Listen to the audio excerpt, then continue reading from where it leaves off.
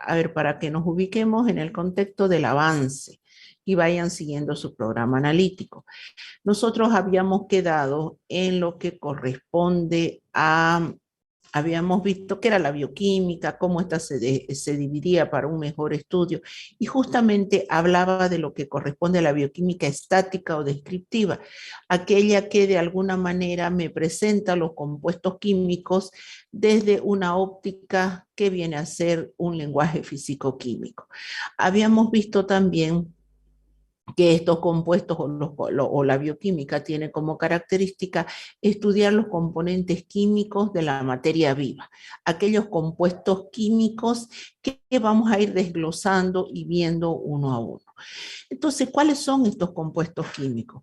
Esta unidad 2 lo que trata es de llevarnos o introducirnos de manera general a este tipo de biomoléculas o bioelementos. Entonces, la materia viva, aquella materia viva que nosotros ya habíamos definido, materia todo aquello que ocupa un lugar en el espacio. Entonces, esta materia viva, para nosotros, el ser humano, está conformada por bioelementos. Vamos a ver que estos bioelementos se dividen en primarios, secundarios y oligoelementos.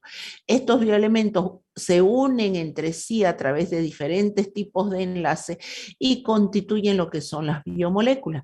Estas biomoléculas, para un mejor estudio, se las ha dividido en dos, en inorgánicas y orgánicas, entendiéndose que las biomoléculas de característica inorgánica tenemos agua, sales, minerales y gases, y dentro de las orgánicas, hidratos de carbono, lípidos, proteínas, ácidos nucleicos. Así también se habla de lo que se conforman las vitaminas, perdón, lo que se conforman las hormonas y pigmentos. Sin embargo, nosotros vamos a tocar desde el punto de vista orgánico estos cuatro. Las funciones de las biomoléculas las vamos a estudiar una a una, pero en su mayoría tienen función energética, tienen función estructural, y otras como las proteínas cumplen múltiples funciones, por eso se hablan de una función dinámica. Muy bien. En un inicio se hablaba que la Tierra era una gran masa gaseosa, entendiéndose que si nos alejamos un poquito de la teoría creacionista, evolucionista, la teoría religiosa, que nos habla bastante de que, bueno, existe un ser divino que en 7 días creó la Tierra, obviamente, y los seres vivos. La teoría evolucionista nos habla que nosotros hemos descendido de una especie muy similar a la de nosotros, y hablándose que finalmente el ser humano descendió del mono.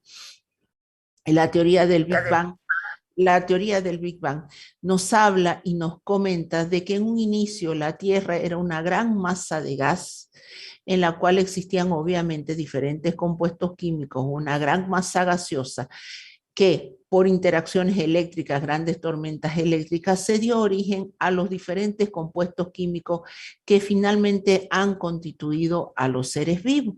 Y entonces esta teoría, que la teoría del Big Bang, y que hasta ahora todavía se dice que muchas cosas se siguen formando o no están descubiertas, de alguna manera nos trata de plantear los compuestos químicos que vamos a ir estudiando.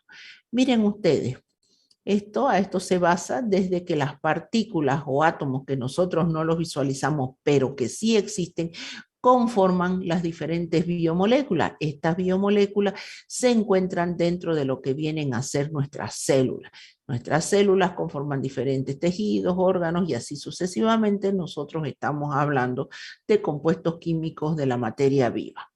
Muy bien, entonces partamos de lo básico, los bioelementos.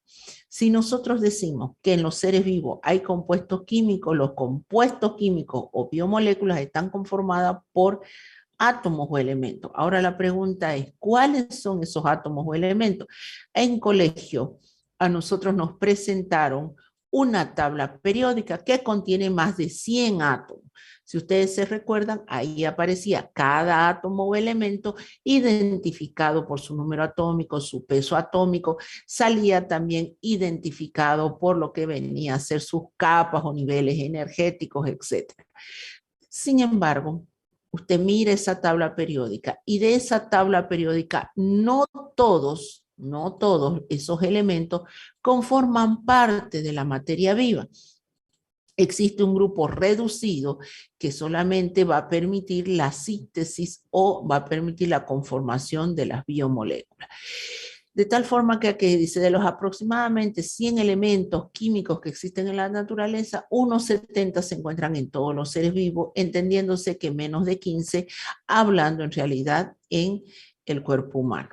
Estos bioelementos cobran vital importancia, no solamente por el hecho de que conforman partes de las biomoléculas, que sino por sí solo cumplen funciones importantes dentro de la materia viva o dentro del ser vivo, que le llevan o lo llevan al ser vivo a tener una vida saludable.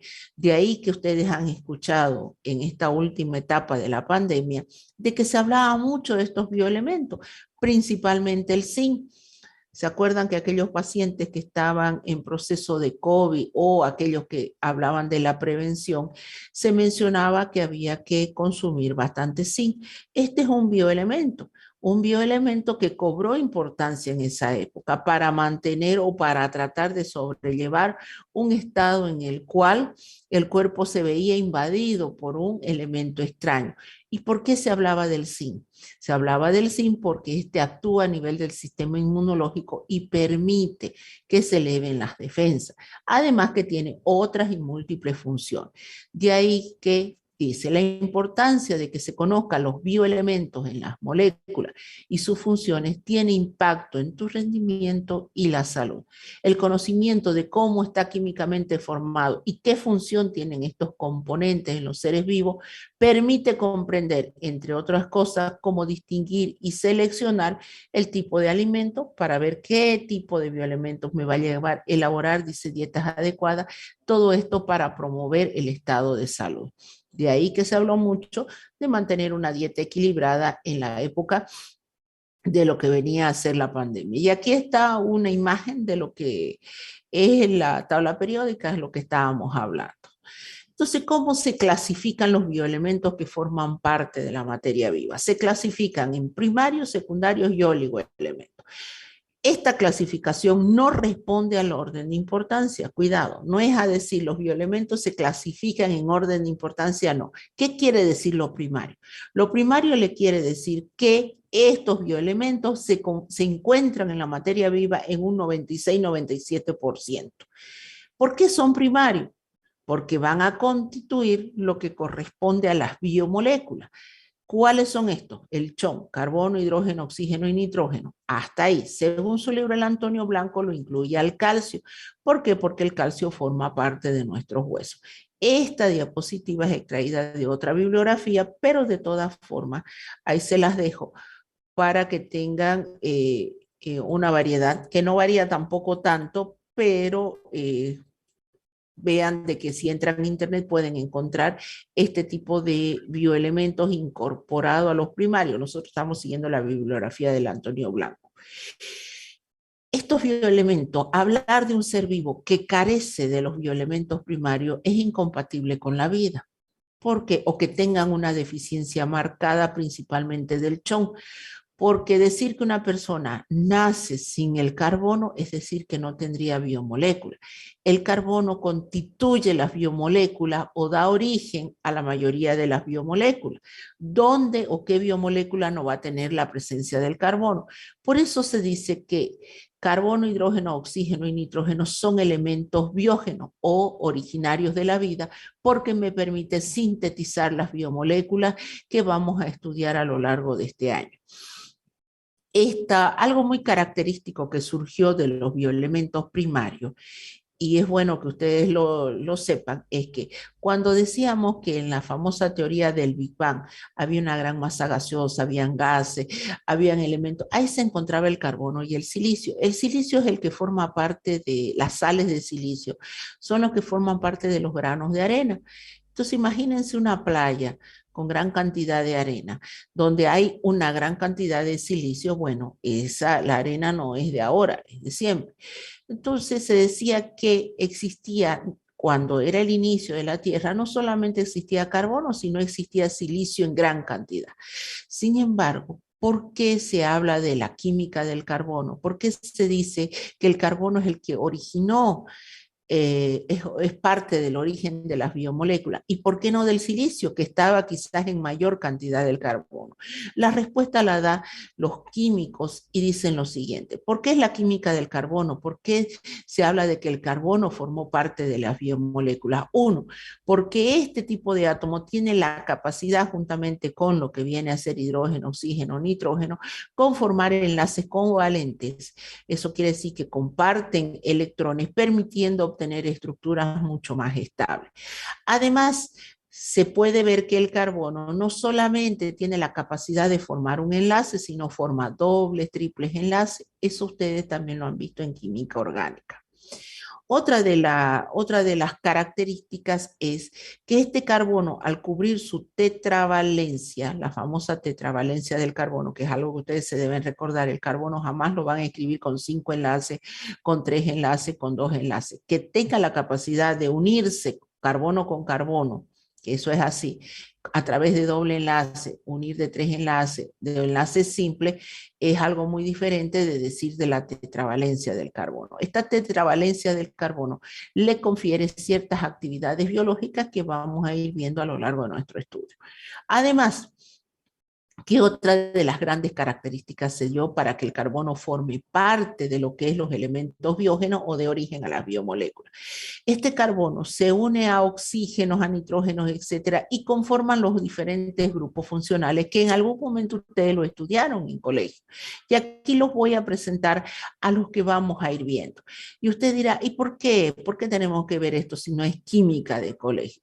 Porque lamentablemente cuando lleguemos, por ejemplo, a ácidos grasos y yo le diga, un ácido graso no es más que una larga cadena hidrocarbonada apolar con una cabeza polar que corresponde al ácido carboxílico. Aquí está el ácido carboxílico, carbono, oxígeno, oxígeno, hidrógeno. Cuando lleguemos a proteína y se le diga la unidad básica estructural de una proteína es un aminoácido. Y un aminoácido está compuesto por una parte ácida, que es un ácido carboxílico, y está compuesto por una parte básica, que es el grupo amino. Aquí está el grupo amino, nitrógeno, hidrógeno 2.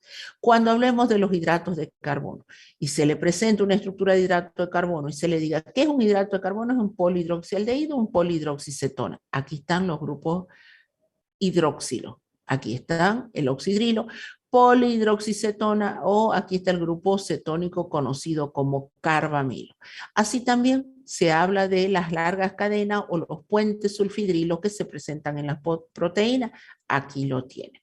Entonces, el hecho de presentar estas estructuras, estos grupos funcionales, está en relación a que algún momento las vamos a mencionar y es bueno que tengan este conocimiento previo o recuerden. Y una de las características justamente de la química del carbono fue esa, que el carbono sí podía formar este tipo de grupos funcionales que dieron origen o que caracterizaron a las diferentes biomoléculas que les acabo de mencionar. Entonces ahí tenemos que además otro de los grandes detalles de por qué del carbono y por qué no del silicio es que el carbono puede entre sí dar lugares a las ramificaciones primarias, secundarias, terciarias. ¿Se acuerdan esas estructuras en química orgánica que les presentaba? Que esta es una ramificación primaria, termina en il, que va de menor a mayor, y esas largas cadenas que les hacían hacer en química orgánica, bueno, eso se da en el carbono. Y eso es a que llevó o permitió que el carbono sea uno de los componentes biógenos o originadores de las biomoléculas de la materia viva. Muy bien, entonces aquí las funciones nuevamente las vamos a repetir, hablando de que las biomoléculas de característica primaria tienen la particularidad de formar parte, o los bioelementos de característica primaria tienen la particularidad de formar las biomoléculas. Aquellas biomoléculas que vamos a estudiar como hidrato de carbono, proteínas, lípidos, etc. Muy bien, vamos a los bioelementos secundarios. Entonces, todo lo que es bioelemento primario se encuentra en mayor cantidad dentro de la materia viva. Cuando hablamos de los bioelementos secundarios, estamos hablando de aquellos que se encuentran en menor cantidad, aproximadamente no nos vamos a pelear con los porcentajes, no se preocupen, que me tengo que aprender el porcentaje, no, porque hay una bibliografía que le menciona y le dice que están en un 1%, otros le dicen que están máximo en un 3%, como en el caso de esta proyección, que le habla que hay un 3.3% de los bioelementos secundarios. ¿Cuáles son estos bioelementos secundarios? Si bien aquí aparece el calcio está en su libro El Antonio Blanco como un bioelemento primario, aquí me faltaría más bien el hierro.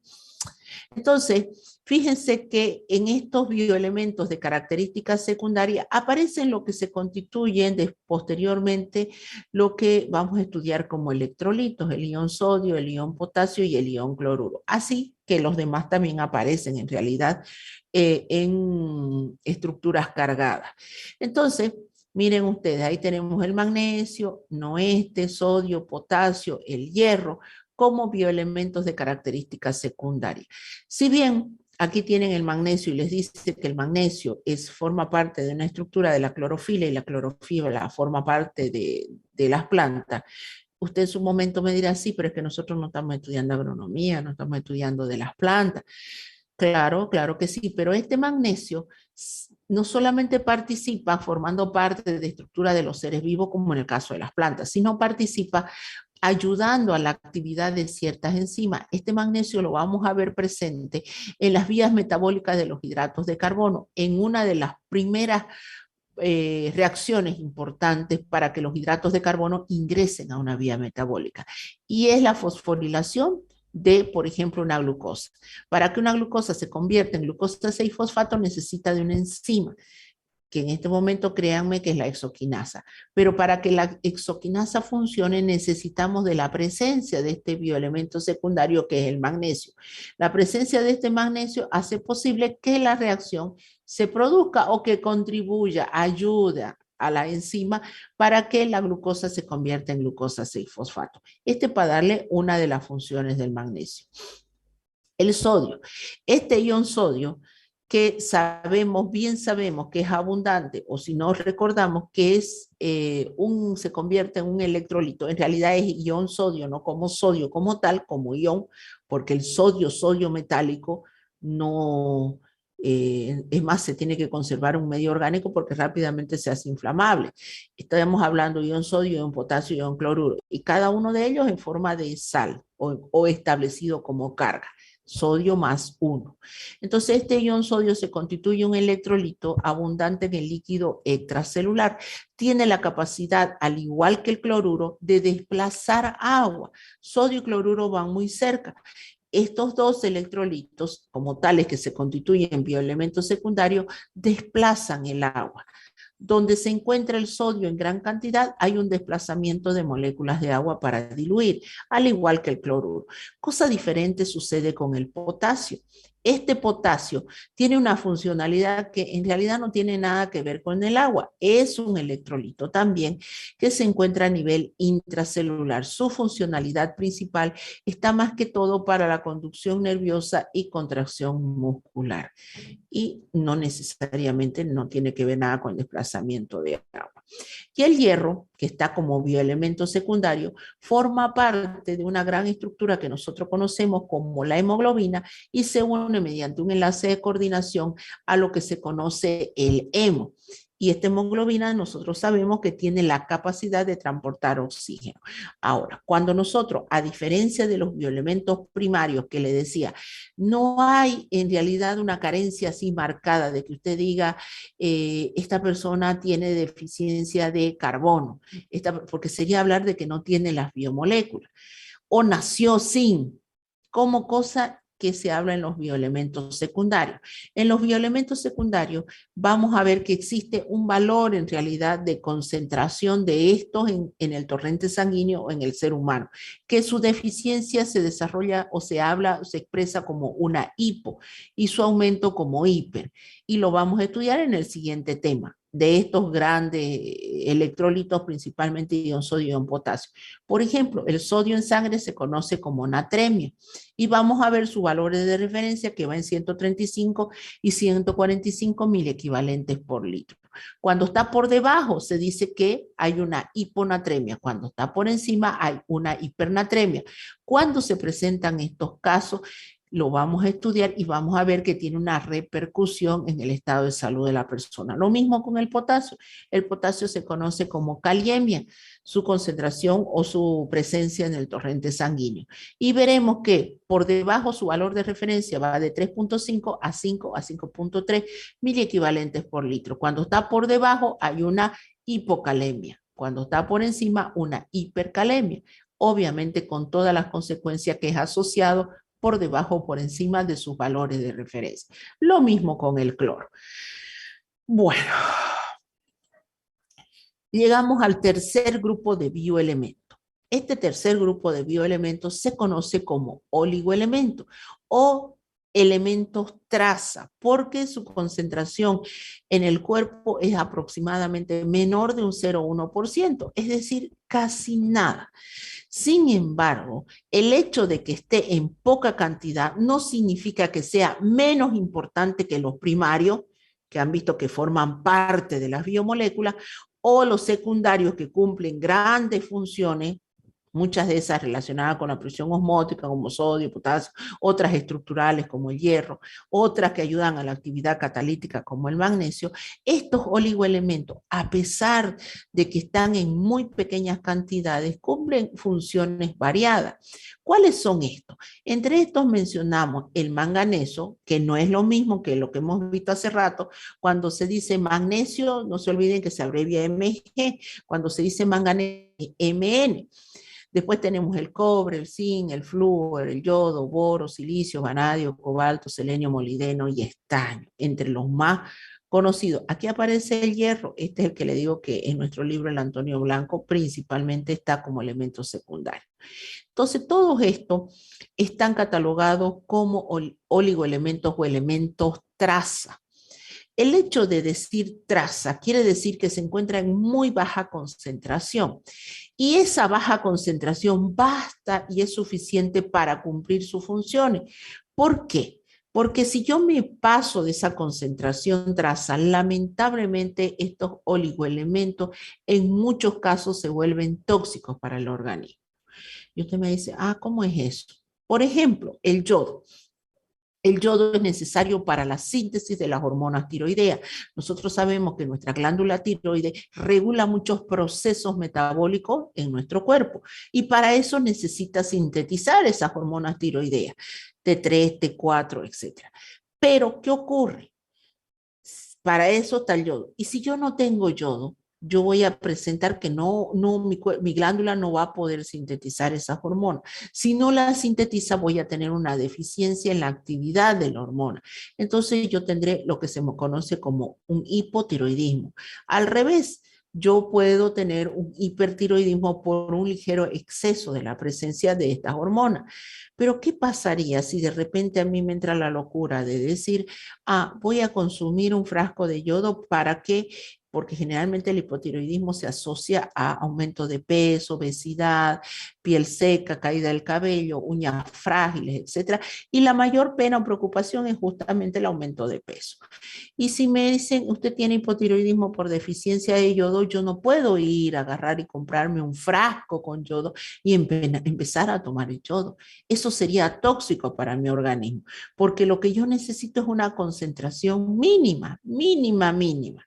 Miren ustedes, y con esa concentración mínima yo puedo ir regulando mi deficiencia de yodo. Pero de repente usted me dirá en este momento, ¿y cómo llegan los bioelementos a mi cuerpo? ¿Cómo es que el yodo va a llegar a formar parte de mi cuerpo para que mi glándula no sufra las consecuencias y caiga, por ejemplo, un hipotiroidismo? ¿Cómo garantiza usted que va a llegar tanto bioelementos primarios, secundarios, oligoelementos a través de la alimentación? Y cuando hablamos de los oligoelementos, muy importante, fíjense la dieta. El yodo se encuentra en gran cantidad en las algas marinas. Me dirá usted, pero es que nosotros no consumimos alga marina. Se encuentran en cierto tipo de peces que consumen poblaciones costeras. Nosotros no tenemos mar. Acá sí comemos algunos peces cuando es Semana Santa.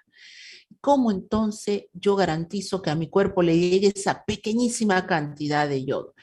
Dirá usted, voy a ir a cortar una planta de sábila. No, tampoco es así. Resulta que el hecho de usted de consumir sal yodada ahí está, sal yodada le garantiza que va a llegar la cantidad de yodo necesario a su cuerpo. A no ser que usted consume ese otro tipo de alimento. Entonces, pero aquí viene lo paradójico. Yo le comentaba al grupo de ayer que me tocó este año, sí, este año asistir a unas defensas de tesis que generalmente asisto en la carrera de bioquímica. Los bioquímicos salen con dos menciones. Salen con una mención en análisis clínico, trabajar en laboratorio de análisis clínico, en los hospitales, y salen ahora con una mención de bromatología, hacer estudio en diferentes alimentos, trabajar en industrias, etcétera. Salen con esas dos menciones. Y por las características de la materia que doy, generalmente soy invitada a la mención de bromatología. Y una de las tesistas hizo un trabajo muy interesante, justamente cuantificó la cantidad de yodo en diferentes muestras llegadas a los mercados de la sal. Se supone que es sal yodada. ¿Y por qué se le ocurrió esto? ¿Cuál fue el justificativo de hacer esa investigación? Porque hay mucha gente que sufre, principalmente, bueno, hablando, ella se refería a nivel departamental, muchas personas que sufren de hipotiroidismo de alguna u otra manera. Y eso quiere decir que hay una deficiencia de yodo. Entonces basó su estudio en la cuantificación de yodo en diferentes muestras de sal de uso departamental o algunas de uso nacional. Y se encontró con que la cantidad de yodo no cubría las necesidades que están en una norma boliviana que dicen que conservan el buen estado de salud. Dicho en otras palabras, no consumimos la cantidad de yodo necesario y eso se ve reflejado en una gran población que desarrolla alteraciones a nivel de la glándula tiroides. Entonces, ¿cuál era su recomendación? Su recomendación era justamente ver la manera, ¿no?, de llegar a las autoridades necesarias que hagan cumplir, que hagan los estudios necesarios y que se complementen. Pero mientras tanto, ¿qué hacemos? Bueno, hizo uso de otra tesis que habían realizado anteriormente, donde habían hecho la cuantificación de yodo en muestras importadas, es decir, traídas de otros países. Y ahí justamente albergaban de que existían, por ejemplo, la sal, lo que recuerdo en ese momento, una sal que se vende en supermercado, la sal Lobo, creo, esa contenía la cantidad necesaria de yodo que garantiza que a su cuerpo no le falte la concentración de yodo necesaria o este oligoelemento. Miren ustedes, bastante interesante cómo se puede aportar a través de los estudios de las tesis o las investigaciones. Y a mí me pareció muy interesante porque yo a ustedes les doy estos oligoelementos y están relacionados y ustedes son formadores del área de la salud. Flúor. El flúor forma parte del esmalte dentario y de los huesos. Este es otro de los grandes oligoelementos. ¿Cuántas veces hemos escuchado que, por ejemplo, en las guarderías o en los colegios o en donde están los niños menor de edad, le hacen una fluorización? ¿Para qué? Para evitar que sus dientecitos se piquen, se caren, etc. Y si ustedes se fijan, hay una pasta dental para adultos y una pasta dental para niños. De repente usted dirá, es que es porque el de niños viene con sabor a frutillita, por eso no lo va a tolerar el niño si nos dan el de adulto, que es más picante. No necesariamente está en eso, sino se basa en la concentración de flúor en la pasta dental.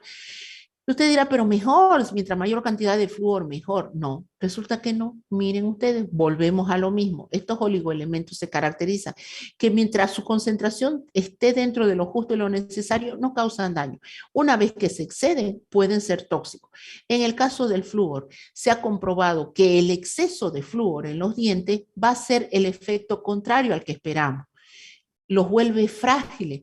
Se determinó que empiezan a aparecer manchas en los dientes y justamente en esas manchas blancas donde aparecen los dientes, ahí justamente el diente se hace frágil y puede romperse, puede más rápidamente entrar las bacterias. Miren ustedes, contrario a lo que se esperaba. Entonces, el hecho de que hayan esas pastas diferentes está en base a la concentración de flúor. El cobalto es otro de los bioelementos que tienen la capacidad, obviamente, de formar parte de la vitamina B12. Además, me permite actuar en la síntesis de lo que es una de las grandes biomoléculas, que es la hemoglobina.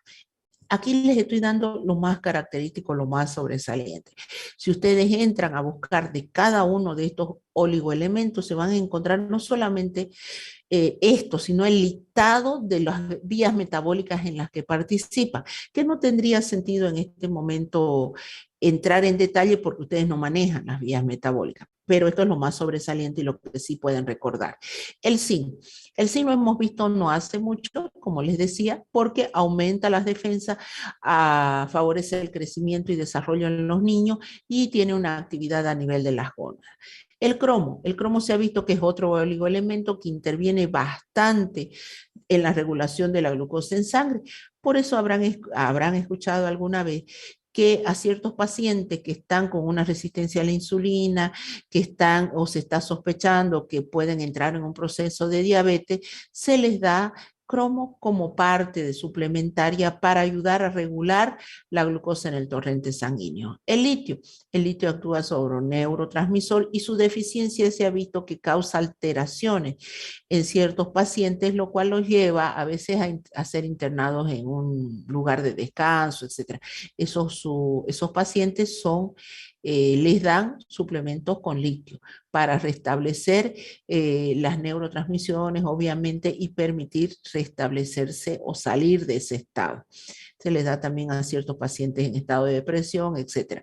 Eso depende, claro, de las características de cada paciente. Y bueno, ahí tienen un listado de los oligoelementos y sus funciones.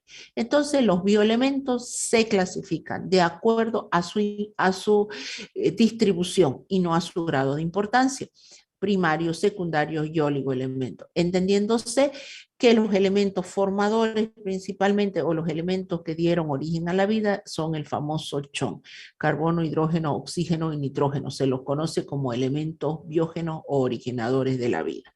Estos bioelementos, bueno, aquí está la otra clasificación que le dan a los bioelementos, de acuerdo a sus funciones, que pueden ser estructurales, los que forman parte de las biomoléculas, los que pueden ayudar a la actividad catalítica, por eso les decía que muchos de estos participan en vías metabólicas, y aquellos que tienen la capacidad de transportar, mover sustancias, como principalmente puede ser el ion sodio y el ion cloruro, que tienen una actividad directa, movimiento o desplazamiento de moléculas de agua a través de nuestras membranas.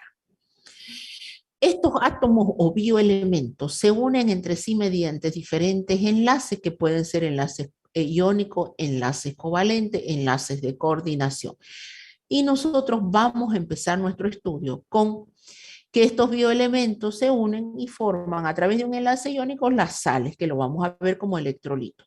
A su vez vamos a estudiar los gases por aparte y una de las grandes biomoléculas que es el agua. Para que se forme el agua yo necesito que los bioelementos se unan a través de un enlace covalente polar.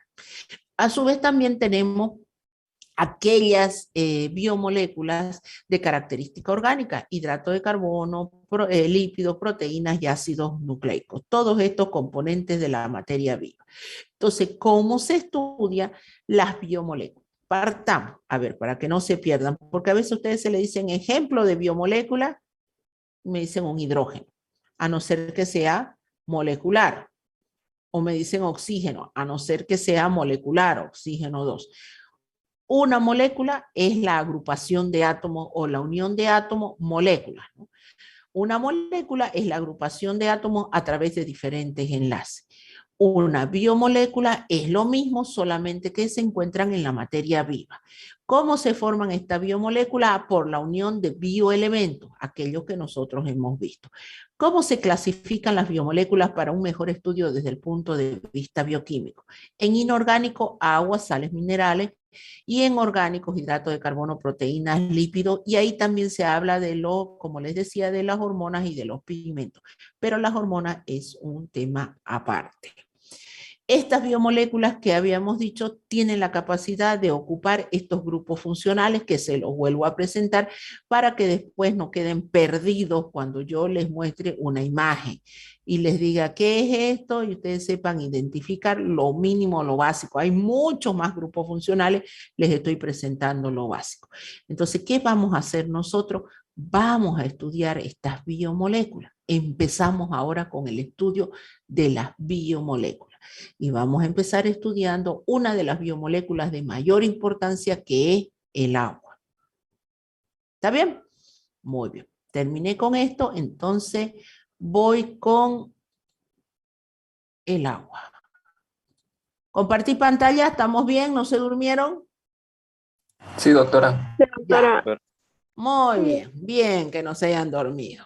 Agua, generalidad. A ver, esta unidad es bastante larga y se divide y la dividimos por parte para que usted vaya entrando. Y tiene mucha parte clínica.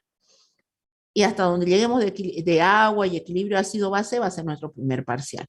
De ahí entramos a una parte un poquito no tan clínica, pero pesada desde el punto de vista orgánico, química orgánica, que son ya el estudio de las biomoléculas de característica orgánica. Esta es de característica inorgánica y las otras son biomoléculas de característica orgánica. Todo eso es su segundo parcial. Y su tercer parcial va ya con lo que es la parte de la bioquímica dinámica o las vías metabólicas, etcétera, etcétera. Eso para que se vayan orientando. Entonces vamos a entrar con una de las grandes biomoléculas de característica inorgánica, que es el agua. De repente usted dice, el agua, aquella molécula que forma parte, que la veo a través de las cañerías de Zaguapa, sí, esa biomolécula. El agua, sin embargo, desde el punto de vista bioquímico, se constituye el líquido de la vida.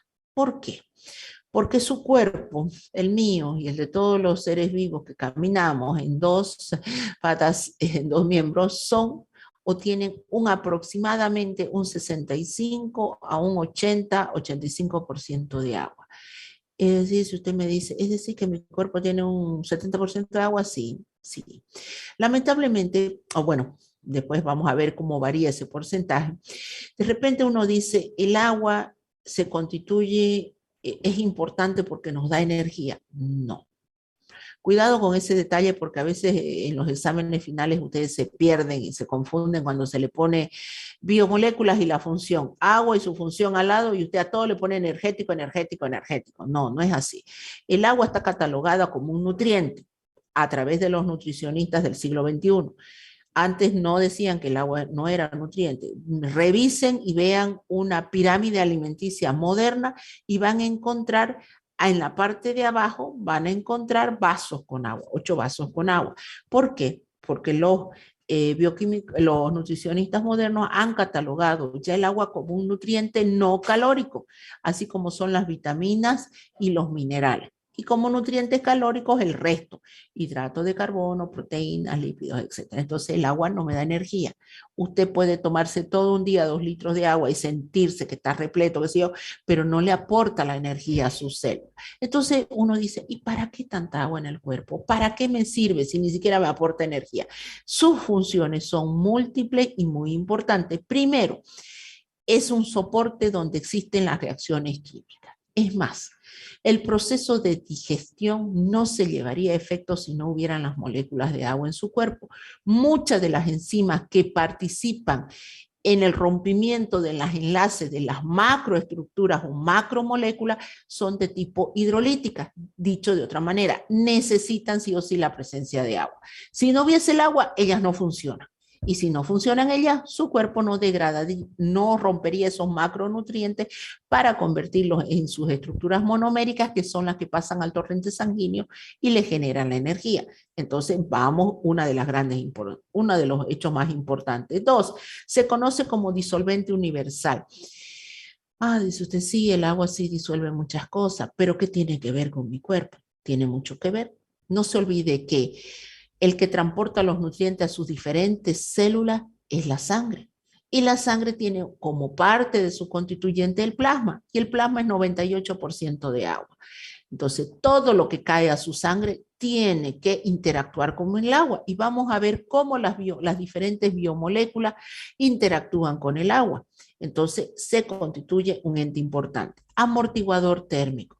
Cuando le dice amortiguador térmico se refiere a que las moléculas de agua contribuyen, estas moléculas de agua que están en su cuerpo contribuyen a regular la temperatura corporal. Y de repente usted dirá, ¿y cómo lo hace? ¿Cómo una simple molécula H2O? Vamos a ver que la capacidad del agua de formar enlaces puente hidrógeno le lleva a propiedades físico-químicas muy características como elevado calor específico, elevado calor de vaporización, elevado calor de fusión, etcétera. Entonces, una de las terceras funciones. Transporte de sustancias, lo hemos visto a través de la sangre. Lubricante amortiguadora del roce entre órganos. De alguna manera hay cavidades que contienen diferentes fluidos. Favorece la circulación, obviamente la sangre. Da flexibilidad y elasticidad a los tejidos. Y algo muy, muy importante como agua ligada o agua de conformación de estructura. Entonces, las moléculas de agua, esas H2O, no es nomás que están suelta como H2O, sino pueden formar parte de diferentes estructuras, puede formar parte de grandes fluidos como pueden ser la sangre, lubricantes, etcétera, o protectores de cavidad. ¿Cómo se distribuye entonces el agua en nuestro cuerpo? Si hablamos de un 60 y un 70% o un 60 y un 80. No me voy a pelear con los porcentajes. No es que de repente usted me diga, es que en el libro no dice de 60 a 70, dice de 60 a 80 y resulta que yo entré a internet y dice de 65 a 85. No, no me voy a pelear eso. No me interesa que manejen exactamente, pero sí se acuerden que es un porcentaje alto.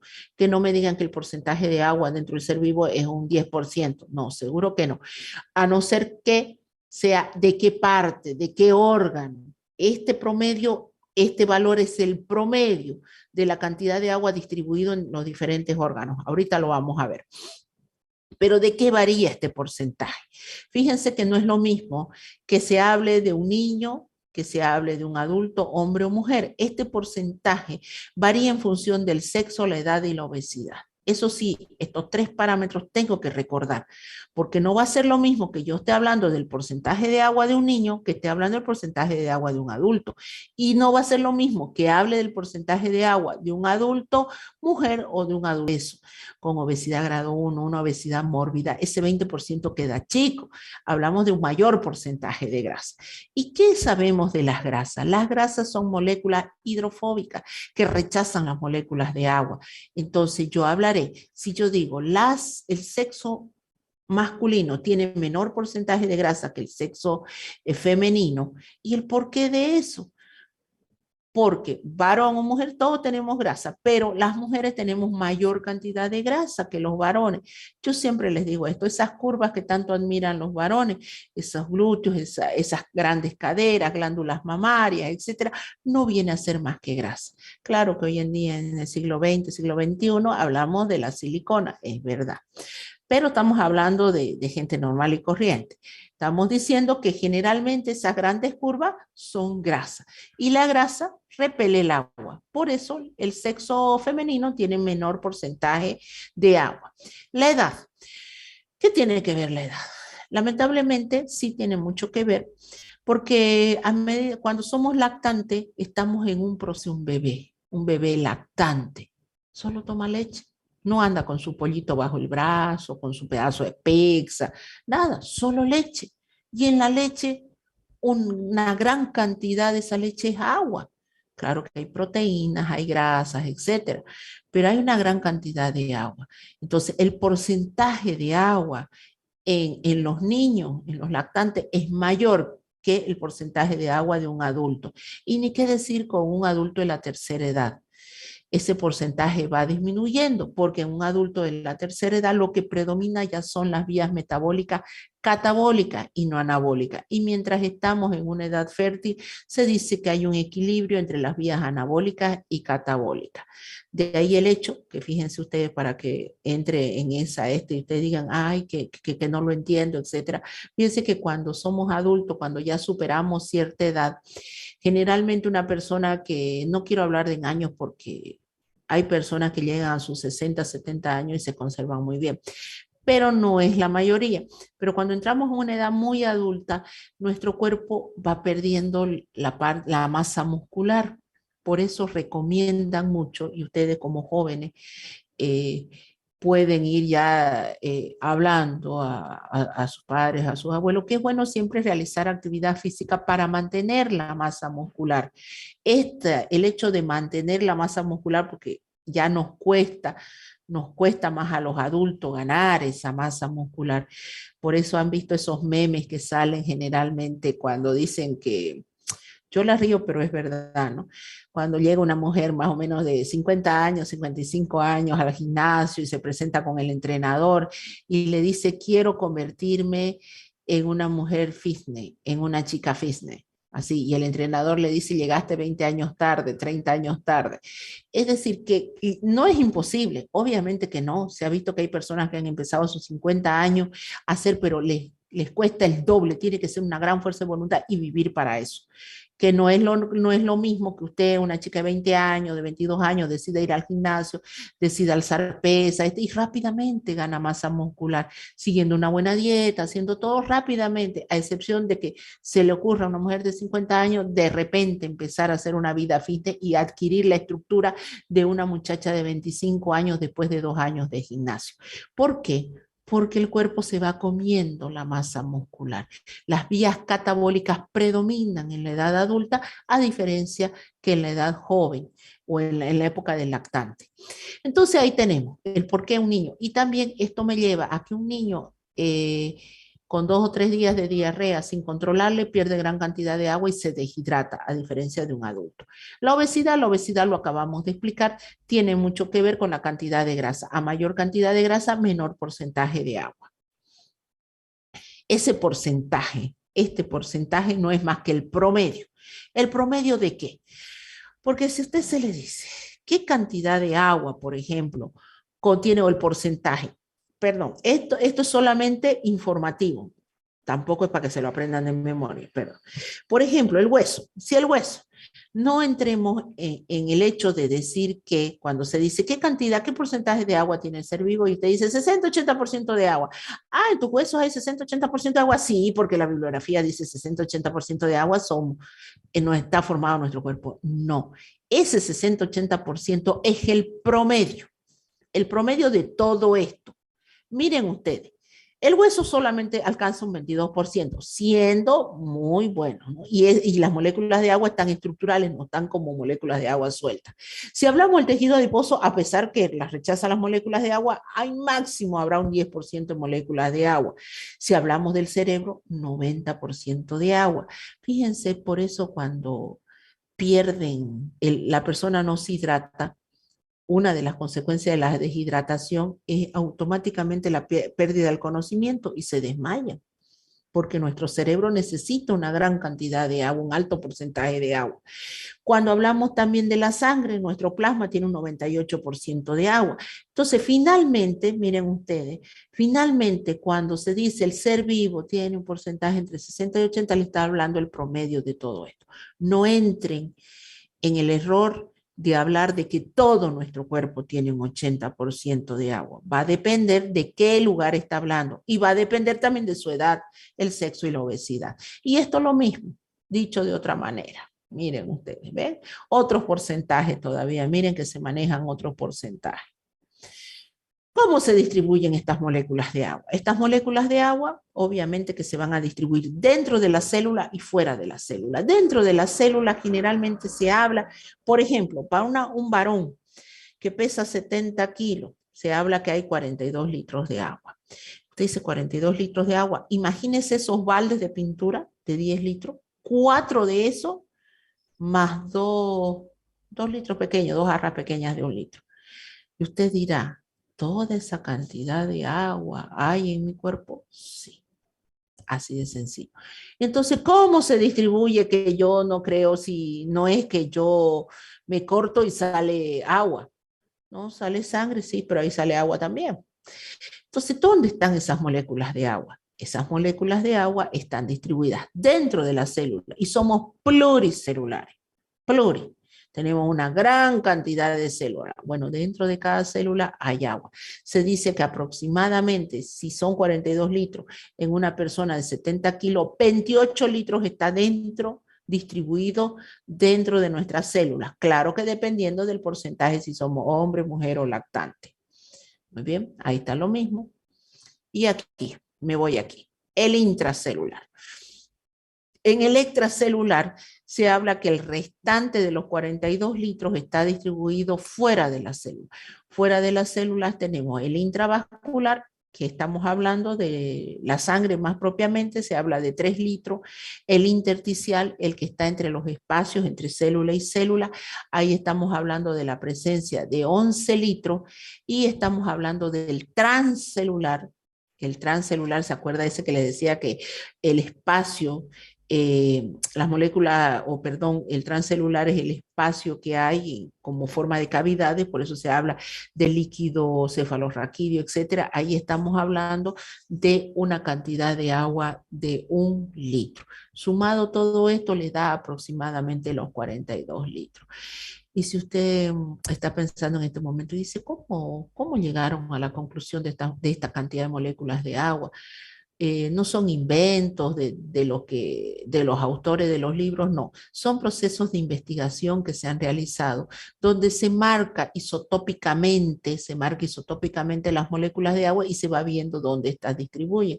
Así como cuando usted le hacen una radiografía de contraste, algo así, tratan de ver dónde están las cosas, cómo, bueno, así, tal cual los investigadores llegaron a marcaron isotópicamente moléculas de agua, etcétera, y han visto dónde se ha distribuido y han sacado la proporción. Y se han hecho tablas, se hacen tablas que nosotros no las vamos a ver y aquí simplemente le paso algunos datos justamente. Entonces aquí hablamos de líquido extracelular, plasma 3 litros, intersticio 11, transcelular 1 a 2 y el intracelular 28. Esto aproximadamente da los 42 litros de agua en un hombre, en un varón de 70 kilogramos de peso. Si toda esa cantidad de agua está en mi cuerpo, la pregunta es cómo llega y cómo sale.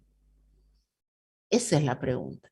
Fíjense usted que se puede bañar todo el día, puede estar en la piscina todo el día, puede lanzarse al mar y estar ahí y las moléculas de agua no van a ingresar a su cuerpo a menos que usted no abra la boca. Así de sencillo. Es decir, que el aparato digestivo constituye una vía de entrada importantísima de las moléculas de agua. Entonces, estas ingresan a través del agua visible o lo que nosotros vemos. No, pero es que yo no tomo agua, disculpar, es que yo tomo gaseosa. Ahí hay agua. Agua si usted toma Coca-Cola con quiladas de azúcar, muy bien, pero hay agua. No, pero es que yo tomo zumo nomás, refresquito. Ahí hay agua. Por eso se habla, pero es líquido, agua visible. Ah, no, pero yo soy de poco tomar agua, pero como mucha fruta. Ahí está hablando de agua oculta. Hay frutas que contienen mayor o menor porcentaje de agua. Y dice, no, pero es que yo no le hago mucho a la fruta como otra cosa. Por ejemplo, la papa tiene agua. Si no, vaya a su casa ahorita, corte una papa, póngala sobre un papel y va a ver que se humedece. Hay agua. Entonces, así los alimentos contienen moléculas de agua. Por eso se habla de agua oculta. Y ahí tiene 1400, 800. Agua de metabolismo. ¿Qué quiere decir eso? Vamos a ver que cuando se dan vías metabólicas, se libera o se consume moléculas de agua. Entonces, cuando hablamos de catabolismo o agua de oxidación, se desprenden alrededor de 300 moléculas de agua. Entonces, esta es la manera a través de la cual mi cuerpo, de alguna manera, le llegan las moléculas de agua necesarias para mantener un balance hídrico o para mantener ese 60 y 80% de agua. ¿Cómo salen ahora las moléculas de agua? Yo tengo que mantener un equilibrio, todo lo que entra tiene que salir. Una de las grandes vías de eliminación de las moléculas de agua es el aparato, los riñones, el aparato renal. En esta forma, eliminamos alrededor de 1500, 1800 ml de orina en un día. No estoy diciendo por micción, en un día. O el equivalente a una de esas botellas prácticamente de 2 litros. Cuando usted le piden en un laboratorio determinar, por ejemplo, una proteína en orina de 24 horas, le dan de esas botellas grandes. ¿Por qué? Porque en un día usted tiene que recolectar su muestra de orina. Bueno, esa es la cantidad que se pierde. ¿Cómo más perdemos moléculas de agua? A través de las heces. Sí, se pierde entre 100 y 150, por eso las consistencias de las heces que son pastosas. Ahora, si es diarreica, se pierde mayor cantidad de agua.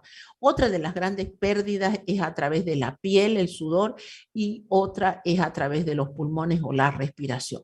Nosotros eliminamos agua en el proceso de respiración bajo la forma de vapor. Si no, resoplen un vidrio que está frío y va a haber el proceso de condensación y va a ver que este se humedece o se empaña. Justamente, ¿por qué? Porque hay moléculas de agua bajo la forma de vapor. Entonces, esas son las grandes pérdidas. ¿Qué hay que tener en cuenta? Este balance hídrico es importante. ¿Por qué? Porque estamos hablando de una persona no en estado patológico, sino una persona en un estado fisiológico normal, que tiene sus riñones que funcionan bien, que no tiene problemas a nivel digestivo, no hay un proceso patológico que le está llevando a un proceso diarreico, que no tiene fiebre, que no está hiperventilando, etcétera. Entonces, una persona normal.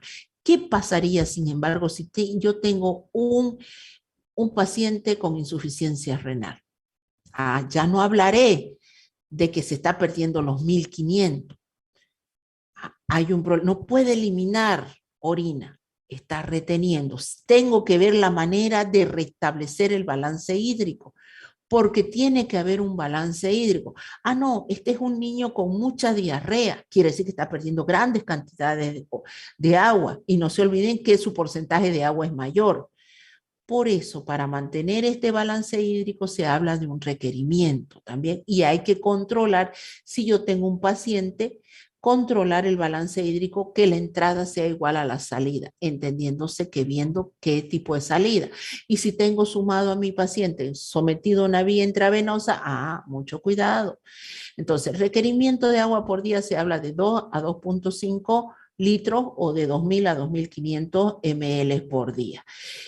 Ahí está el balance hídrico visto de otra manera, que es bastante, esto es bueno, esto es importante que lo manejen, no tanto las cantidades, fíjense el tracto gastrointestinal que me permite mantener este equilibrio entre lo que es ingreso y entre lo que es la salida. Este requerimiento de agua está en relación a, ¿de qué depende que yo quiera consumir agua? De la dieta consumida. No es lo mismo que usted se coma una ensalada de fruta al almuerzo, que seguro que no le va a apetecer tomarse Coca-Cola, tomar agua, porque la dieta que está consumiendo ya tiene moléculas de agua, o a que se consuma un charque, por ejemplo. Usted decide comer o una comida muy salada, automáticamente el cuerpo le pide agua. Ahora, otro de los detalles que hay que tener muy en cuenta, muchas veces confundimos o sabemos confundir la necesidad de tomar agua por hambre. ¿No les ha pasado a ustedes alguna vez que se dirigen, de repente están ahí, dicen, tengo ganas de comer algo, dicen, tengo ganas de comer algo, se van a la heladera, abren, no sé qué quiero comer, no sé qué quiero comer, dicen. Y resulta que lo que su cuerpo le está pidiendo es agua, y usted no se da cuenta que ni siquiera ha tomado agua. Es necesario que a nuestro cuerpo le llegue los 2 litros a 2.5 litros de agua. En realidad los 2 litros, que son 8 vasos.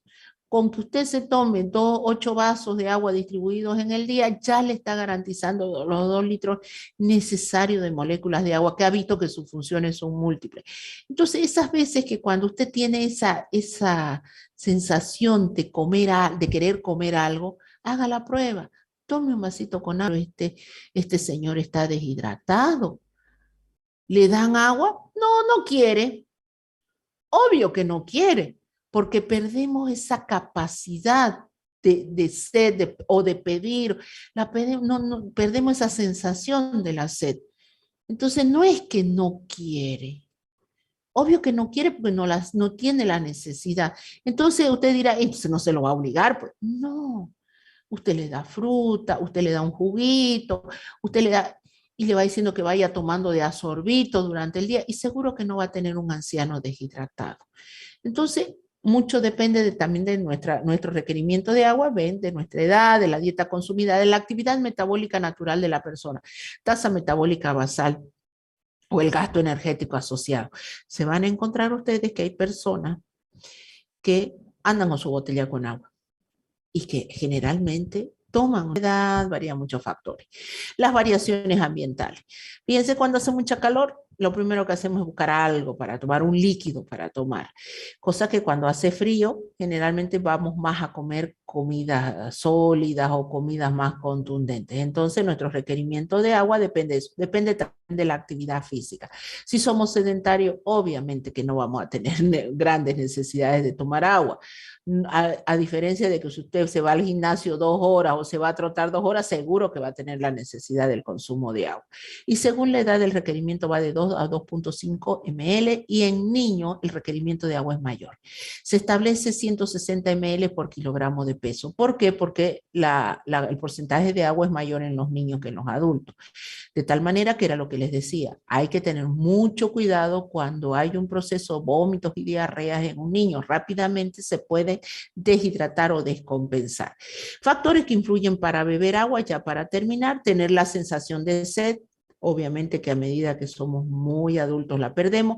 Disponibilidad del agua, la potabilidad del agua, ya sabemos por las consecuencias que puede haber el no consumir agua potable, accesibilidad justamente de esta agua potable, la cultura y la educación y los hábitos son importantes para poder adquirir este tipo de hábitos. Y usted dice, sí, la cultura, la educación, los hábitos sí tienen mucho que ver. Hay lugares en los que en vez de ponerle a usted Coca-Cola en gran cantidad o lo que hacen es darle agua como el elemento vital. La edad, el sexo, las condiciones fisiológicas que la acabamos de mencionar, el clima también influye para consumir agua, y estoy hablando de agua, de H2O, no le estoy hablando ni de cerveza, por favor. A mayor humedad ambiental, mayor pérdida de agua y viceversa, por eso nuestro clima, mientras cuanto más cálido sea el clima, mayor será la pérdida de agua y mayor nuestro requerimiento. Y estas tablas que les voy a poner aquí no es, por favor, tampoco para que se las estudien de memoria ni nada por el estilo. Es simplemente unas tablas informativas que corroboran lo que hemos venido hablando del requerimiento de las moléculas del agua, de la cantidad, de la importancia en los bebés, en los niños. Fíjense cómo va variando. Simplemente tiene la funcionalidad de eso. Miren cómo varía la ingesta. Y estos sí no son datos a nivel nacional ni nada, fíjense que son europeos, pero me pareció interesante para que relacionen lo antes mencionado con lo que estamos viendo. Entonces, la pérdida de agua bajo temperaturas extremas o durante la realización de un ejercicio físico intenso puede ser de 10 a 12 litros día o puede ser incluso más. Por eso cuando van esos que trotan la triatlón y todo lo demás, etcétera, cada ciertos kilómetros ponen a alguien que distribuyan botellitas con agua. Estas altas pérdidas se deben compensar adecuadamente para evitar alteraciones graves del balance de agua y sales minerales, que es lo que vamos a ver nosotros después como alteraciones del balance hidromineral. ¿Cuánta agua puede perder el cuerpo en un día? Si aceptamos, dice que el nivel de deshidratación de un 1% del peso corporal es tolerable, esta pérdida podría ocurrir al cabo de tan solo unas 2 a 3 horas. Miren, no se necesita mucho tiempo para perder lo mínimo necesario que nuestro cuerpo tolera. Por eso cuando se habla de esas, cuando entran se me fue, cuando las personas están reclamando algo y entran en esas huelgas de hambre y no hacen caso a sus peticiones, entran en una huelga seca. Es decir, dicen, ya no vamos a consumir alimentos ni agua. ¿Qué le están diciendo, digamos, a la población? Estamos poniendo en riesgo nuestra vida, porque el no consumir agua en 2 o 3 días ya compromete su estado de salud, ya lo compromete. Puedo estar en huelga de hambre, pero puedo tomar grandes cantidades de agua y por lo menos me voy manteniendo. Si ustedes se dan cuenta, cuando hacen huelgas de hambre, a veces tienen pastillas por ahí y tienen sus botellones con agua, porque están garantizando por lo menos el elemento vital. pero si entran en una ley seca, quiere decir en estado total de no consumir agua, están comprometiendo su estado de salud. Siempre que bebamos cantidades adecuadas a la hora de las comidas y entre horas, podemos mantenernos perfectamente hidratados durante el día. El agua es el elemento más abundante del planeta. Se muestra claramente cuando le sacan una microfotografía, una macrofotografía a nuestro planeta Tierra y de nuestro cuerpo, por lo que se considera un elemento imprescindible en nuestra dieta. Es decir, que tenemos que tomar agua. 8 vasos de agua diarios al día contribuyen a mantener su buen estado de salud. No solamente es la comida, sino este elemento vital que han visto que es muy importante por las múltiples funciones que cumplen. Ahora, cuando ya le pregunten, ¿por qué el agua es importante? Ah, ¿por qué es importante? No, están viendo la importancia de las funciones que cumplen las moléculas de agua dentro de la materia viva. Y listo. Terminamos entonces. La próxima clase yo voy a hacer una clase de pizarra. Ya más o menos estuve conversando, viendo lo del asunto del laboratorio. La mayoría de las asignaturas van a empezar sus laboratorios en mayo. Yo creo que me da el pelo, a mí me alcanza bien porque voy a tener la opción de avanzar pH y todo, porque nuestra primera práctica es justamente pH. Entonces, vamos bien. Ya están los auxiliares, ya les mandé las listas de cada uno de ustedes. Me estoy organizando con ellos. Ya me voy a organizar bien, cosa de que vayan al laboratorio, vean si están los reactivos, etcétera, etcétera. Yo con ellos, como les decía la primera clase, me subdivido. Ellos hacen la parte operativa en cuanto a ciertas reacciones, etcétera, que evaluarles ustedes habilidades y destrezas en los laboratorios no es tan importante porque ustedes no trabajan en laboratorio, que usted no sepa agarrar bien un tubo de ensayo no me es tan significativo como el hecho de que sí me maneje los fundamentos básicos. Por eso en la parte de las exposiciones van conmigo. Los días que hacen las habilidades y destrezas en la parte práctica me colaboran los auxiliares y lo que son las exposiciones son netamente mías y ciertas prácticas, de manera tal que trabajamos así en equipo. Eso quiere decir que si usted me dice, solo los auxiliares van a estar con nosotros en la práctica, no. Prácticas que son netamente mías y algunas prácticas son netamente de los auxiliares. Listo, muchachos, entonces quedamos que las prácticas recién para mayo, como muchas de sus asignaturas, porque creo que también están colocando a punto los ambientes de laboratorio. No es más, muchachos, terminamos entonces. ¿Tienen alguna pregunta? La próxima clase les doy pizarra. Aquí sí, vía virtual, me las ingenio para darles pizarra. ¿Está bien? ¿Terminamos? ¿Concluimos? Que tengan un feliz descanso. No se olviden que tienen que hacer de cada unidad, de cada tema avanzado, tienen que ir haciendo su mapa metabólico, sus esquemas, su mapa conceptual, perdón, estoy hablando de metabolismo, su mapa conceptual, sus esquemas necesarios que le van a permitir de alguna manera ir llevando un mejor estudio. Porque para hacer ese mapa conceptual o sus esquemas, como algunos quieren hacer solamente esquemas, bueno, igual necesitan leer. Sí o sí necesitan leer. Y se hace a mano, no se hace en computadora. En el otro grupo dice, ¿lo podemos hacer computadora? No, no quiero computadora, quiero a mano, porque computadora después se lo pasan y al final quedamos en nada. Quiero puño y letra para que usted me lea la unidad y haga usted mismo sus esquemas, su mapa conceptual, cosa que para cuando lleguemos al examen final